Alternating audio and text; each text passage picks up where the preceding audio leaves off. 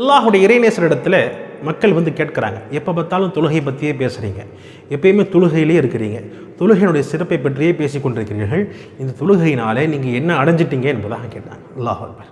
அந்த பெரியார் சொன்னார், நான் தொழுகையில் அடைஞ்சிட்ட விஷயத்தை விட நான் இழந்த விஷயங்கள் அதிகமாக இருக்கிறது என்பதாக சொன்னார். மக்களுக்கு ஒன்றுமே புரியலை. மக்கள் எனக்கு என்னடா சொல்ல வரார் என்பதாக மக்கள் கவனமாக கேட்க ஆரம்பித்தாங்க. உடனடியாக அந்த பெரியார் சொன்னார், இந்த தொழுகையினாலே பொய் சொல்கிறதை நான் இழந்து விட்டேன் என்பதாக சொன்னார். தீமையான விஷயங்கள் பால் என்னுடைய சிந்தனை போவதை விட்டு நான் இழந்து விட்டேன் என்பதாக சொன்னார். சுப்ஹான். தீமையான எல்லா விதமான காரியத்தில் என்னுடைய நேரத்தை செலவழிப்பதை நான் இழந்து விட்டேன் என்பதாக சொன்னாங்க. இப்பொழுது என்னுடைய நேரம் முழுவதுமாக நல்ல விஷயங்களில் கழிந்து கொண்டிருக்கிறது, நன்மையான விஷயங்களில் கழிந்து கொண்டிருக்கிறது என்பதாக அந்த பெரியார் சொன்னார். இறுதியாக குர்ஆனுடைய இந்த ஆயத்தையும் ஓதி காட்டினார். இன்ன ஸலாத்த தன்ஹா அனில் ஃபஹ்ஷாஇ வல் முன்கர். நிச்சயமாக தொழுகை மானக்கேடான விஷயத்தை விட்டும் தீமையான விஷயத்தை விட்டு